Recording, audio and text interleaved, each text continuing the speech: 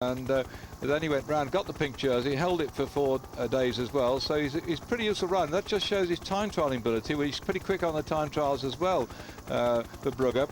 So there is that chance, but my goodness, this lot, if they get together, could pull him back, but they seem to be doing it in penny numbers still. Oh, we've even got the England flag out there at the moment. There must be some forlorn spectator finding his way to Korea and to Japan via Italy. It's interesting watching Van Brugge, because when he's going, he's not looking back. He doesn't really care where they are. He's not worried about them chasing him. He's looking forward, which I imagine also lends to his time trialing ability.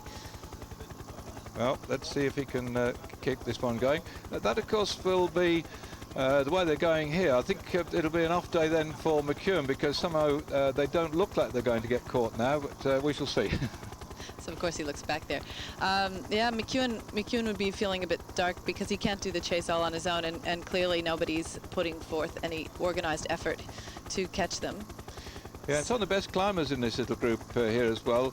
You know, people like Casagrande from Fossa Bertolo, he's got the Tessato down the road, although Tessato's now been dropped off, and he's probably the best of the sprinters of what's left of that delivery. So he's sort of getting all strung out here. So having no little private battle back there, and probably then with 20 kilometres to go, I mean, it's only about 2 to the top, and that distance, certainly our leader, the Brugge, will be very close to going over the top any minute now. Yeah, I would imagine that Chippo's team is going to have to get organized and put the train on the front now. They really can't afford to wait, and I'm not sure there's a lot of climbing talent in that group. No, there isn't. And the other trouble too, you see, if Cipollini realises that it's gone now, he's not going to get his men all screwed up and tired out by chasing on this little one. So I think it's over and done with now as far as he's concerned. I mean, Chippo can get over a climb like this, but to get over and pull back the gap, which should be running off the top of this climb here, then I think we'll find it's anyone from 10 that we've got away here. And depends how many can come down the other side and close up on Brugge, who looks very good at the moment. Yeah, certainly your technical ability to descend is going to make a big difference on a day like today, especially on a tight circuit like this. So still a bit of driving being done by the Telecom team, who will be happy, I think, just to hold it to about a minute or thereabouts.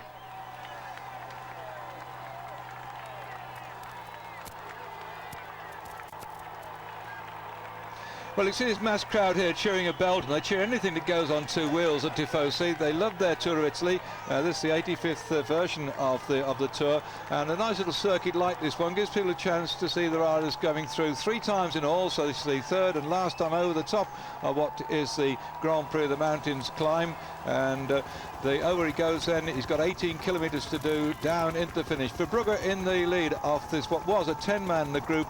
The rest of them got really behind him, and as a super time trialist as well, and quite a useful descender. I think just keep your fingers crossed. He may be able to stay out there. Cioni, though, coming up here. Again, another revelations of cycling, an ex-mountain biker. And many of the mountain bikers couldn't really last more than about 2 hours of racing. They have to develop their understanding of it. But Cioni's another one, like Cadel Evans, who's back in the main pack. They're really taken to road racing like a duck to water, and so I think that he will find himself out there, and he's got to rethink his tactics, because he's not used to being in this position, I don't think. Well, there we are then, looking at the positions. There are the leaders standing. These are the top men I've been talking to you about, and where are the chaps we expect to be up in the on the podium in Milan. There they are at the moment on your screen, spread by just a minute and a half to those.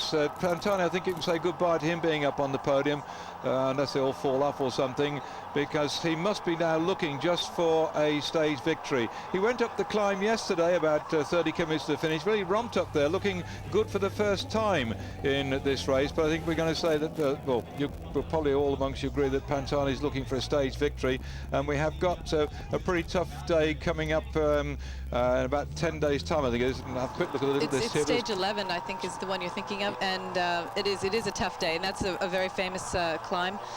And that's the one that's going to probably turn this race around and put it in a certain direction. Yeah, stage 11, that's something what he would be doing, Pantani. He'd be picking out the stage that he's got to go for. That might be a bit early in the race for him still, because those who watched the coverage of the Tour in the past will find out that some of the climbs, when they have been successful, I think we've only got sort of one long climb there. Yeah, the long climb. Well, it's a bit of climbing all day, but then the big climb is 1,430 meters, which is it's straight up, and it's the Campetilo Matisse. Well, as we're going through that then, we're just watching on the screen as Chris was checking that climb, the bit of a crash coming up then. Just get some time coming up on. It's interesting, David, you see that most of them are not wearing helmets, and to me, as the wife of a rider, that always strikes me as terrifying, and especially on a descent like this, you just don't want to be out there with no protection.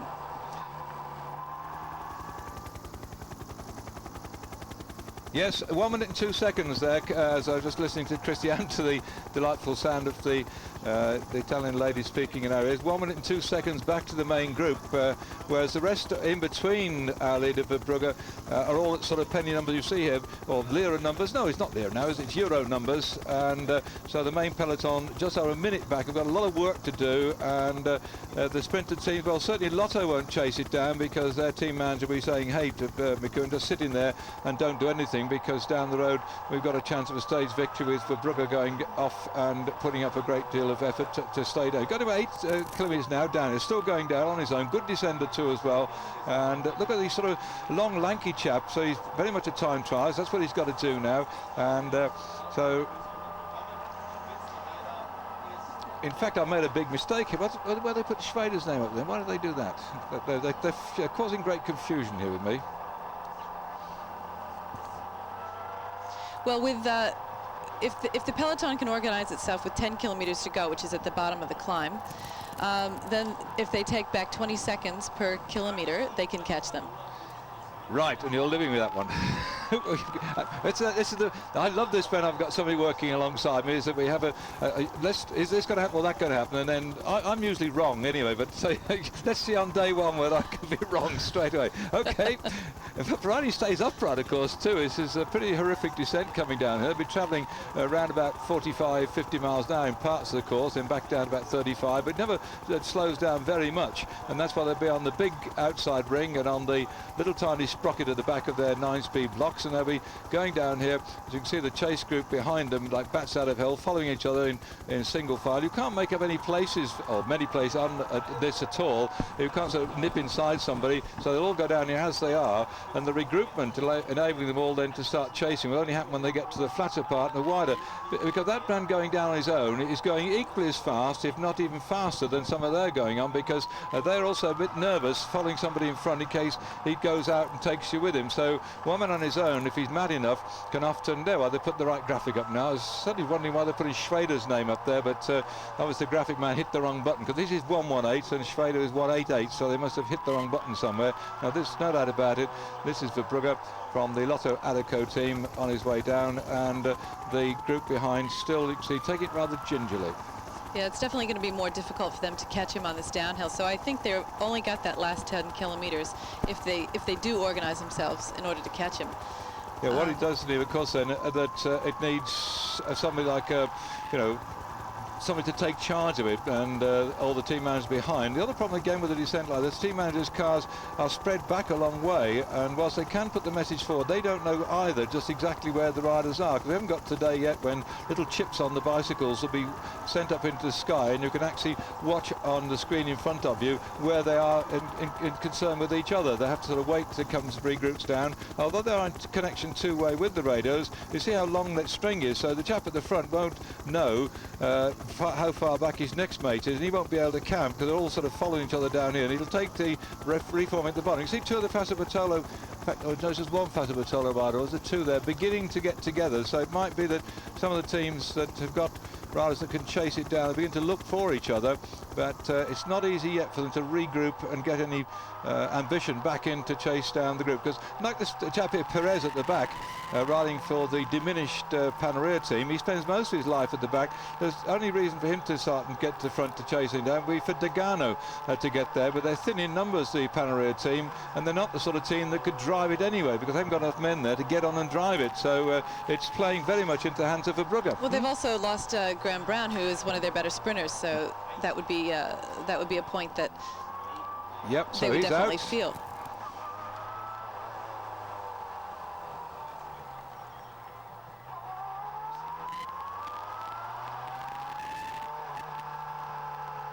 The other thing is, There's a lot of men out front, so of course Robbie it wouldn't serve him well to chase his own man, so he can't organize his team either. So that leaves really Mario Cipollini's team.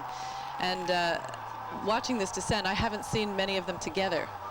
No, and what we're seeing now as Verbrugge is coming out the front is the 10-man group is split on the way down, and he's still, I think, going away from the chasers. The main pack at the top of the climb were 1 minute and 5 seconds down on Verbrugge here. The rest were like 40 seconds and 50 seconds, and so only maybe 5 seconds here or 10 seconds between them. And Cipollini now, by the way, has got back in the pack, they said here, so he's certainly made it, but it depends how many of his lead-out men are there. There's Robin McEwen, by the way, following Pantani down. That's quite a sight for sore eyes, isn't it? So Pantani, who, by the way, is a cracking descender. Pantani, although he's very light, there's Cipollini too, and he's got one of his men from his team. Whoops, and that's half the trouble. When they're going down here, I think there's... That's a... Zampieri has just gone down, yeah, so Zampieri is gone, but he's got back on his bike, and that, here he goes, just a bit of a greasiness on, you just get your bike a bit, and if he does touch the front brake, which you shouldn't do, but some riders do panic a little bit to get the bike square, and then down you go. Because on these particular bends here, there can be a little bit of diesel just there, and you're just going with a very high pressure in the tyres. It's dead easy, and down you go. And I think his pride's hurt more than his body on this occasion, so he'll chase again. So in that chase group now, we have Pantani leading McEwen, but right behind the menacing Mr. Cipollini is starting to get his forces together to do exactly what Christie said, and that drive the chase after this man, Verbrugge, who, when we get down to the bottom, ran about 10 kilometres to go on fairly flattish land. So keep your fingers crossed, those who are followers of McEwen's team. But McEwen, once he sees Cipollini coming through, will switch out of the diminutive Mr. Pantani's wheel and get onto the big Chippo's wheel and hopefully coast it in. But they've still got to pick up one by one the ride between Verbrugge here and the main pack, beginning now to accelerate at this particular point. These are the remnants, by the way, of the 10-man group. Now they're going to pick up the Phonak rider just a bit further down in front of them. So when they get that chap, that's Perillo. Ahead there is Max Chandri playing a really, I suppose, a cagey game, because if he's letting them all do the chasing and they do get back to Verbrugge and they haven't been caught, then Chandri is the one who'll go for a long one. Isn't that a lovely sight?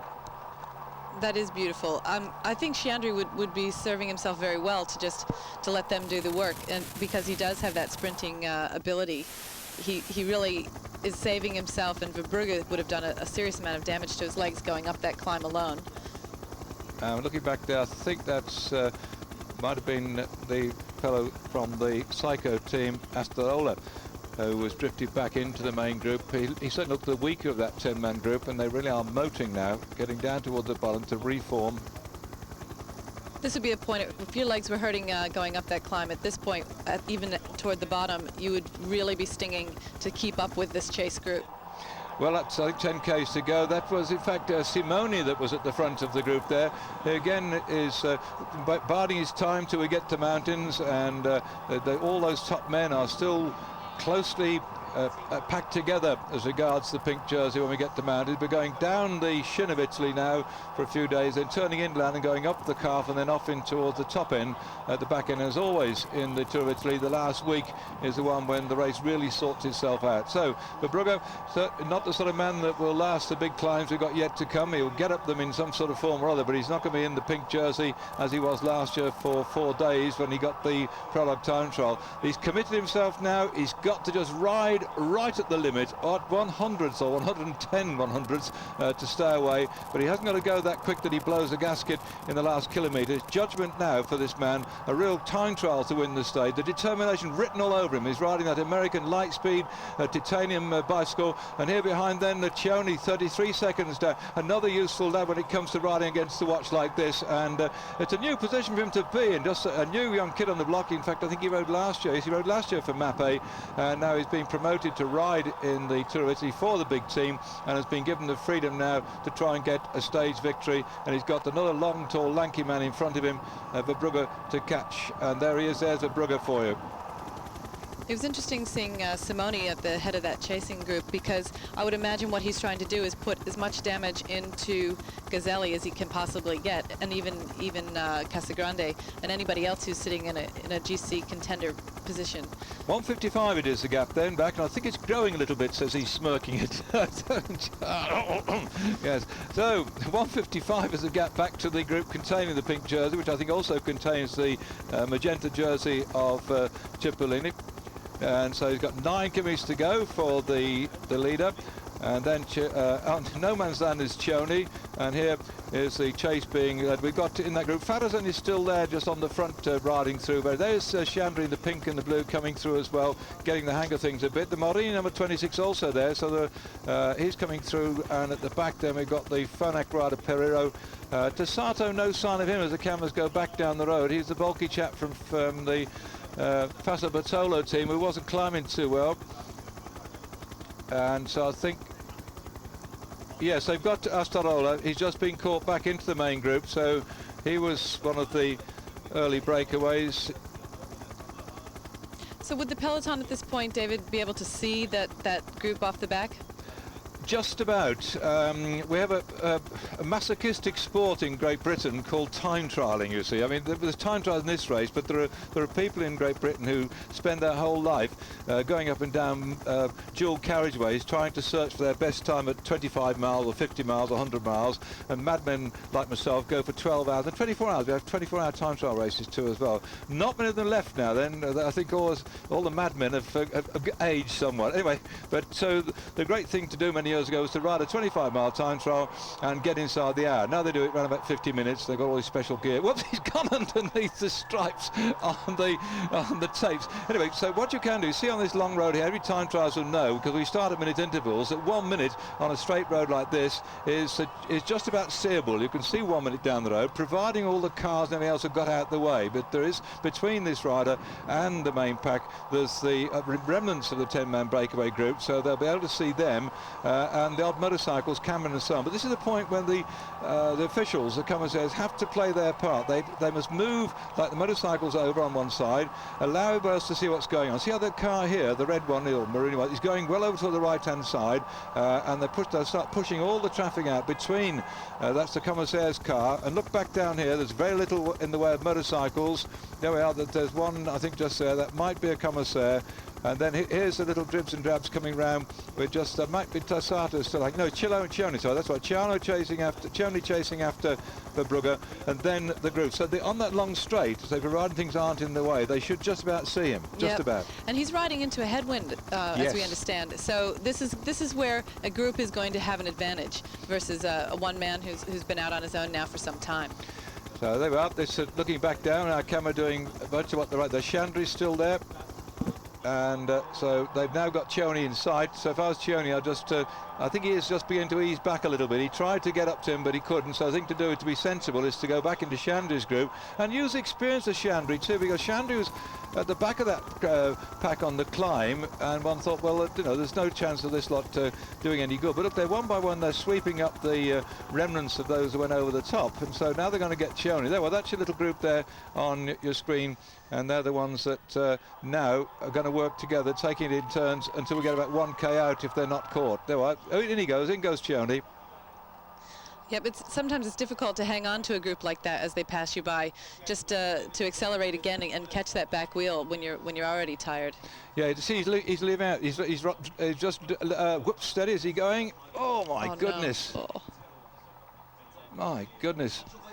Now then, I've said it before, I've said it again. If your grandmother's watching, I suggest that she doesn't look when the bunch comes around there, because they'll be picking themselves out of the gravel. I think the way they go around there. If they're going like anything like a great rate of knots, then there's going to be one or two with grey sides when they finish this stage. Still 1 minute then for our leader.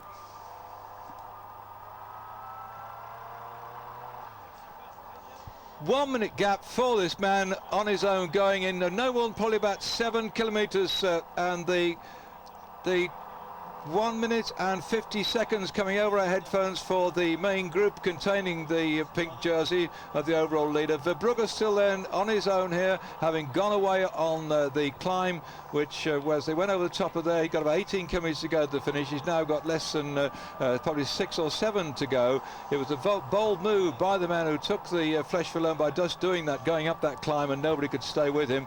But the question is, can he now hang on? Because although it's 1 minute 5 seconds back to the pink jersey, and in fact he's inside 6Ks, because that's the chase group here. This group here are no more than probably about 35 seconds behind him. Cioni having a bit of difficulty hanging on to the wheels here, because he also tried to go up with Verbrugge and catch him and ride him together. Didn't quite have the strength, so he's sitting in the wheels here and won't take much part, I don't think, for at least another couple of kilometres. If he's using his head, Cioni should stay there, just make sure he's close enough to get some draft, but allow the big strong men here, because we have got some very good riders in, undoubtedly, because you won't get much better riders in a break like this, I don't think, than that man Gianni Farazin from Gerolsteiner. One of the very, very experienced riders indeed. They've got some young bloods. Oh my goodness, another shaggy dog nearly gets minced. That's the second day in quick succession. That's a diddy little doggy, that is, though. I think it's West Highland Terrier, I think, but I don't know if they call them that out in Italy. And one of the biggest dangers about what just happened there is the lead on the dog. Yep. It's not the dog itself, because the dog itself would be a small bump. But the lead could actually get stuck in your wheel and do some serious damage to your body. I will not tell the joke about that I saw one day when there were two ladies standing on one side of the road with their dogs, with a dog on the way. The dog had gone across the other side because it was attracted to another dog, you see. And there was this cartoon of the two ladies chatting, and the string had gone right the way across, and there was this other dog interested in the other dog. Well, that's what they were doing. Anyway, the other dog on the side. You got it? I got it. Yeah, I got there's this straight lead, and coming over the top of the rise was a bunch of about 60 cyclists going for a sprint. Oh, it was just like nearly happened then. That was a cartoon. Into the what happens next. Yes, and that's a second. People who watched our program yesterday will probably see another doggy that nearly joined in the shaggy dog stories by going out into the rider. But that was a bigger dog. It didn't do any damage. 4 Ks to go. It also reminds you that although he's putting out a huge amount of effort here, he's got to watch what he's doing all the time. He's got to watch the corners. He still has to be technically sharp, because a small fall, any stop in action for him, even touching the brakes, could be the end of his stage win.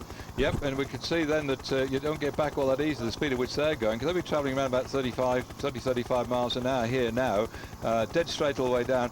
I'm quite surprised, actually. We saw some, they've got some tapes further back. They haven't in any way attempted to tape this area. Nope, the crowd is really out there, and that always strikes me as unbelievable, and small children and dogs and everything, it's all right there.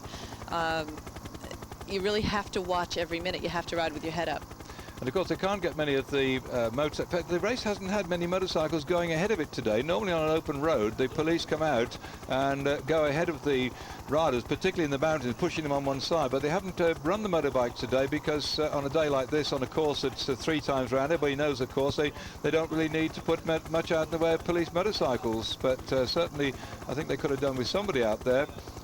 48 seconds it is there on your screen for Verbrugge. Back to the chase group here. Oh, he certainly is in a good position now. He just has to keep going and don't look back. That's Perot just going through for the Phonak team. There's a little rundown on who's in it. They flash the graphics up and down very quickly, don't they? But that's the group we've got now chasing after this young man here on his own. And I would think now that, there we are, that's a bit of a rundown of what he's done so far. 12 victories, professional, but best of all, I suppose, his stage victories by winning a stage in the Tour of France and the prologue in the Tour of Italy. Those are things he'll remember. Riding here on, in fact, Lightspeed are rather happy. The first time they come to sponsor a professional team, and it looks like this one's going to be ridden into victory, as has already McEwen got a sprint on this American bicycle.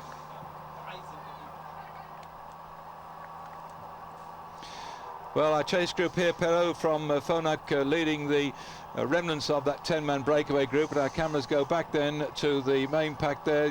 On your screen is the story. 48 seconds to the group of about 6 or 7 men, and 1 minute 45 seconds to the group containing the pink jersey. There shan't be any major changes on the overall classification, the way things are going, provided it stays out like this. There are bonuses of 12, 8 and 4 seconds for the first, second and third riders at the the end of it all. And in fact, quite useful here for Brugge to get the finish, because he could finish at least still a minute up on the main pack behind. Let's say it is a minute up, and he gets his 12 seconds bonus. He could leap up to being 6 minutes and something down on GC. Well, Farazin Garastano is also in this little group chasing on here, so we'll find a bit of shuffling a bit further down the pack. The top riders aren't going to be too bold. That's why they're not chasing down.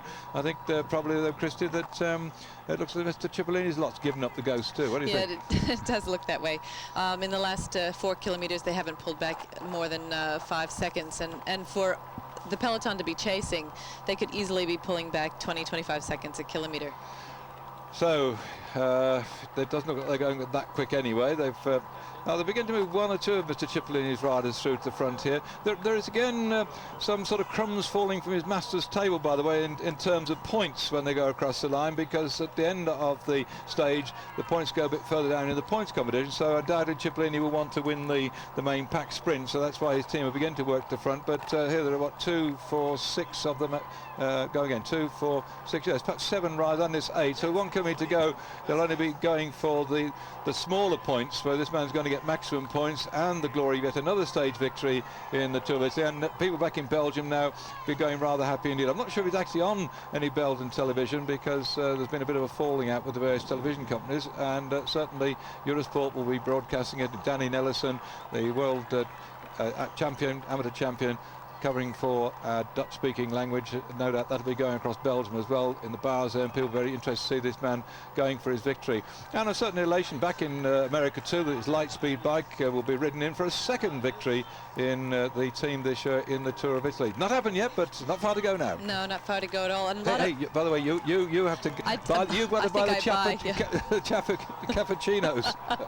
Yeah, I think you've earned it this time, David. I owe you one. And mine's with the San Pellegrino water as well, because I'm thirsty. It looks like Mario did get the boys on the front just to control the peloton at this point, so make sure that, as you say, he's going for those small points. But the Lotto team has had such a good run up into the Tour of Italy. They've got a great team this year with their win in Flèche Wallonne, second year running, and rides like this where they're out on camera all day long. I mean, they've got to be happy with Verbrugge. They won't be happy, I think, by getting fined. I'm not sure it's at their team car, or it's the Shimano neutral service car coming behind, because they're not allowed to come down. And whilst we see the victor coming in here now, only 2 vehicles should be following, but no, he doesn't worry about that. He's got the victory then of this circuit, as he's now finished. And looking back here, the sprint will be for second spot. So Verbrugge it is getting this one on the sprint out on the far side. Max has left it an awful long time, Shandry on the right hand side here, but he's a crafty fellow, so he just waited too late to get a second spot. Come on, Max. Yeah, no, I think he's left it a bit too late now, so that's going to be out of his hands, I think, in the sprint coming up here. And Farazin is probably the strongest man of this little group then, but the coast riders start to come at him as well, Schweder, and Schweder's now started to go. So Schweder's in the lead, then Farazin's beginning to drift back a bit, so it looks like second place is going to Schweder. Yes, Schweder. 2 minutes for the Bain group had just gone through the 1 kilometre to go, and there's going to be a second place here for the team coast rider. Ralf Schweder is just going to make it. I think it's going to get very close indeed for him, but he's got to cross the line, taking that second spot. Well, Max came a bit late in the end of it all, and it almost looks like Max sat up there.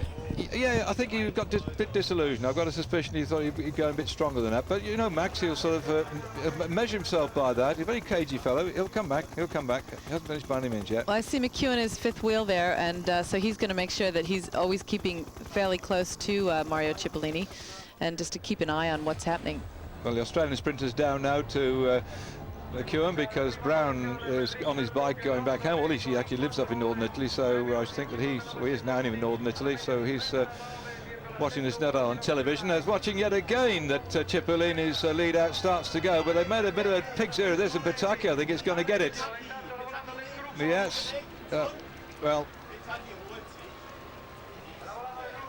so that's bad luck, Mr. Cipollini. He set it all up, and out from nowhere came one of the riders. Just waiting for confirmation on that one, whether it was Pataki.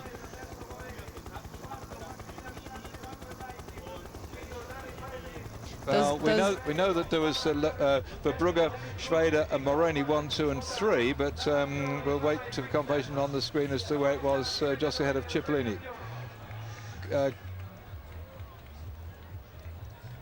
That's a pretty hard finish on your own, that long straight. And the wind too. And the wind, with absolutely no protection from the side, and, you know, dogs jumping out at you. That's every challenge that could possibly have happened has happened to this man today, and seems to have worn it well. He has. So there we are then, and elation for the Lotto.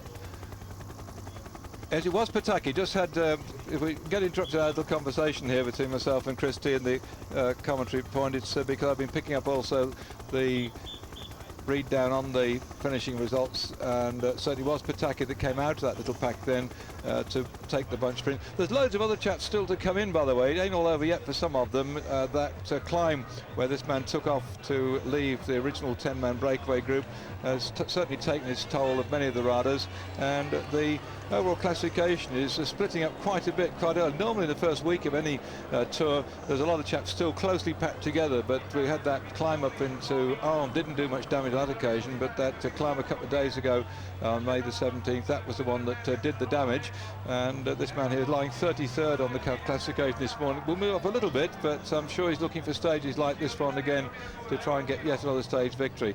Well, Cipollini's, Pantani's lot riding into.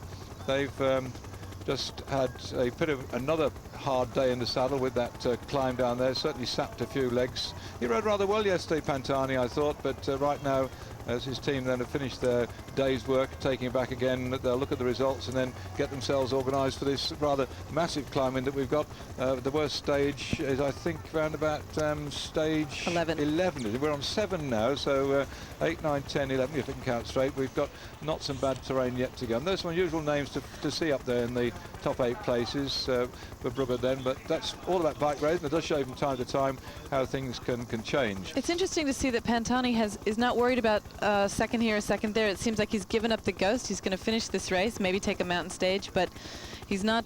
He certainly is not concerned with the GC.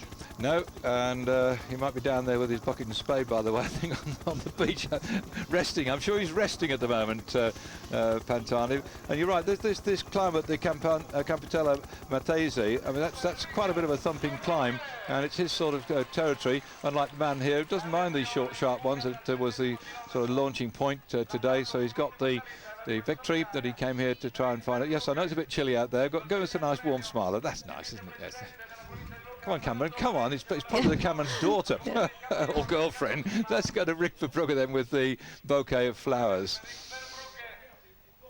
and the bottle of fizz. Yesterday we finished the programme, by the way, before Mario Cipollini came up for his bottle of fizz, and he didn't open it, and he actually, when he came up onto the stage, he looked a bit like you know, a man who was unhappy to be there for some. He got a long face. He came up there. He wasn't a usual man at all. I think the sort of funny day we had yesterday played on his normal charisma, and he went off and he took the bottle of champagne. So I wasn't quite sure whether he's going to sort of drown his sorrows with it, or pass it around the team and console all their sorrows, or whether he's going to wash his teeth in it or something. I don't know, but anyway, he took the bottle of well, it isn't champagne. It's the equivalent up here in Italy, but certainly Mario comes from this region. Possibly he was going to take it home for the family. Might have been doing just that. I'm sure he's a bit strapped for money and can't afford really to buy many bottles of champagne. He's probably got more in his cellar than they've got for the whole of the tour of Italy.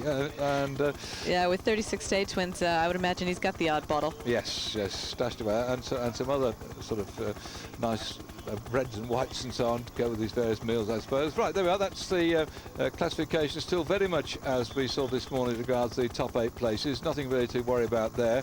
And so... Yeah, I think Hepner will keep that jersey for tomorrow, and I really think he'll lose it on stage 11. That's my bet, and as you can see, I'm a betting person. I'm not doing so well so far. But Belly is somebody I think that is going to be interesting to watch, and Hamilton. Hamilton obviously is